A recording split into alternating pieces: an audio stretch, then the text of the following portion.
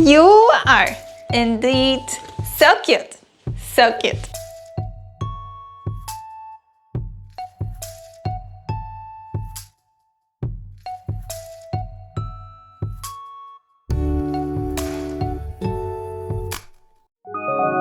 Miniphone. Hello! Cześć, it's Michalina from Coffee That Gives a Fuck. This is the coffee channel where I try to prove that you don't have to be a barista to make great coffee. Also, to know specialty coffee, you don't have to be a nerd. So subscribe to my channel to see how easy and how much fun specialty coffee might be. Oh yeah! And today will be all about fun and entertainment. This thing here is a younger, smaller brother, or this one. Most likely you came across the bigger version before, and it's called Siphon or vacuum coffee maker. It was invented in Germany in 1830s, so yes, it is older than you. It used to be quite commonly used before people started to rush everywhere and didn't have time to brew the coffee in a slow manner. They just needed something quick, bloody instant coffee. Probably that's why you haven't seen this often. But with specialty coffee industry constantly evolving and third wave coffee bringing the filter coffees back again to life, Siphon is getting its attention again, especially around Asian countries, and that's where this little guy comes from. It was made in Japan. First time I got my hands on the bigger version, it was a few years ago in one of the cafes that I was working in here in Christchurch, Black Betty Cafe. There were a few filter coffee options on the menu, and our customers could choose whether they want to have a presentation with that chosen coffee or not. If they wanted to have an experience of a presentation, they sat down in front of us and we were talking them through the methods. We were talking a lot about coffee and they could ask questions. I really enjoyed this process because I found it a great way to connect with customers through coffee, about coffee. But as much as I enjoyed making the Siphon at Black Betty, I couldn't find any other place in Christchurch who had Siphon on offer, and that was pretty sad. It's nice to have it at work, but it's even nicer to have some references to compare it with some other beans, with other baristas. It's not a case even today. I no longer work at Black Betty, and I loved looking at Siphon, so when I came across this little guy, I bought it straight away. I didn't buy the big one because I get it, it takes up a lot of space. But this, very tiny, so cute. It brings me good memories about the presentations. It makes delicious coffee and it's easy to use. I suspect that the reason why it's not popular in Christchurch and in general not that common in cafes is because of this misconception about Siphon not being easy to make a good coffee with. I get that, it does look complicated, but once you get to know it, it's not that difficult at all. There is something mesmerizing about Siphon and I felt very satisfied after making the coffee with it. So, if you happen to see the Siphon on menu in one of the cafes you've been to, but you didn't know what to expect from it, so you ended up not ordering it, or you are planning on buying something special to someone special who loves coffee, or you do have an access to Siphon, but you struggle to keep the coffee tasting consistently good. Or you just have spare few minutes and you want to see something cool. Here I am to demystify Siphon for you. Let's go!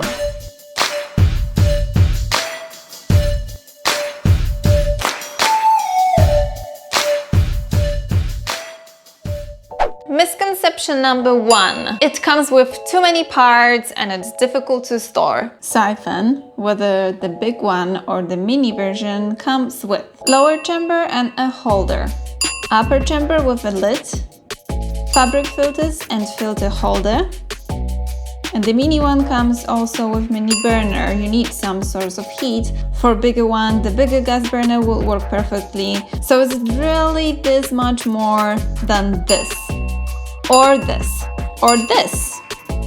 Anything else like scales, grinder, coffee, teaspoon, water, you would need to make coffee with any other methods too. Does it take much more space?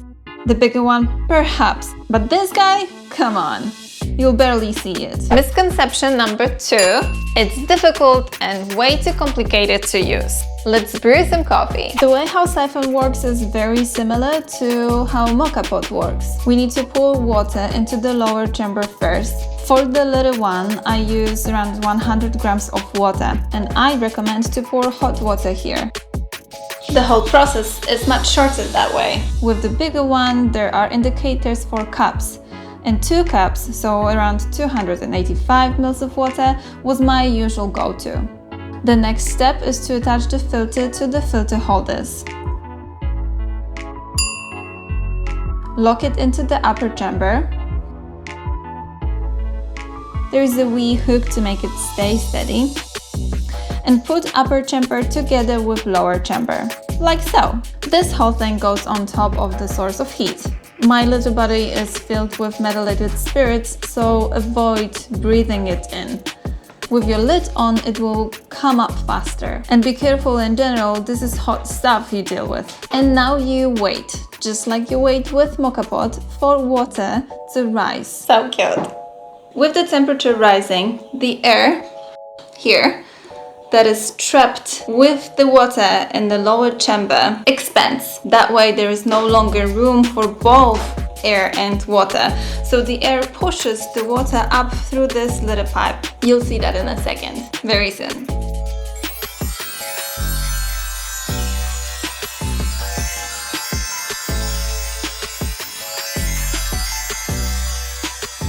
Once the water reaches the upper chamber and stays steady on one level, I check the temperature, and if it sits at around 95 degrees, time for coffee. Considering that I have 100 grams of water, I used 7 grams of medium ground, lighter roasted coffee. Depending on the beans and your own preferences, you can adjust the grind size to your own recipe. I start my timer here, and I give myself 20-30 seconds to gently submerge the coffee in water. No strong movements needed, just making sure that the entire coffee is in contact with water to release CO2. At the end of this step, I stir coffee 5 times and let it brew. With the bigger siphon, I usually wait for my timer to reach around 1 minute and 30 seconds, but with mini version, I give it 1 minute, 1 minute 15 and stir it again. This time I want to make a spinning movement. And I'll take this off the heat. With the temperature going down, the pressure comes back to the previous size, so it sucks everything back down to the lower chamber.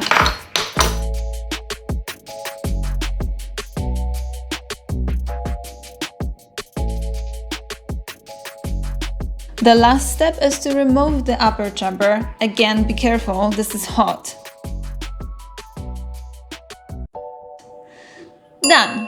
The coffee is probably too hot to drink straight away, so give it a minute or 2 to cool down. Before we take the first sip, I have 2 tips for you. Tip number 1. Make sure that you always have a little bit of water left in the lower chamber while it's already on top of the source of heat.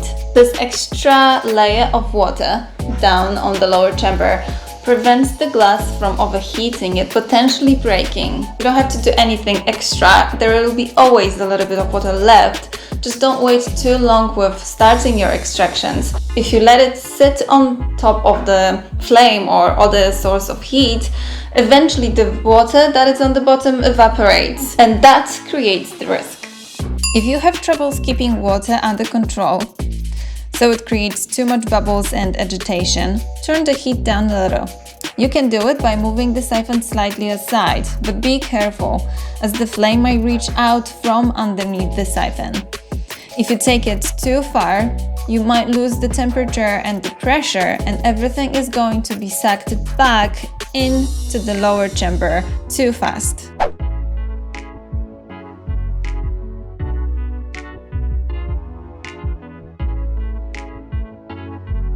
Sweet, balanced, complex, and delicious.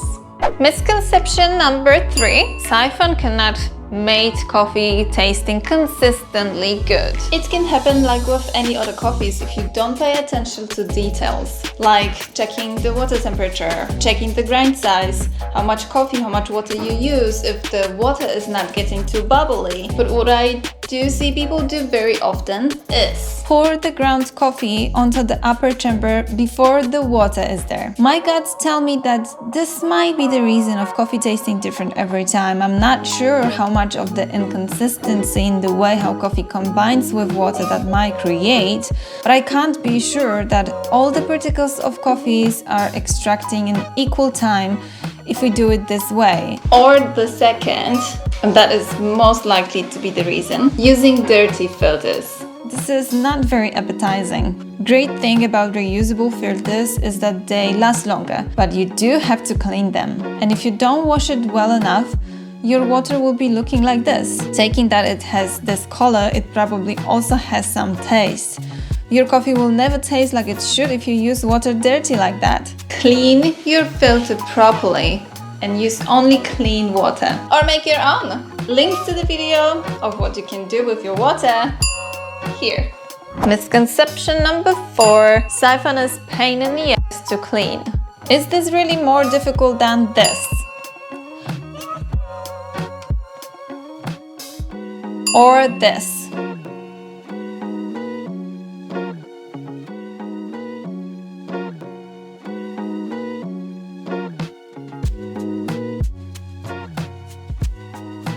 Or this? Well, okay, maybe not this. But maybe apart from the fabric filters, it's just as easy and quick as any other method.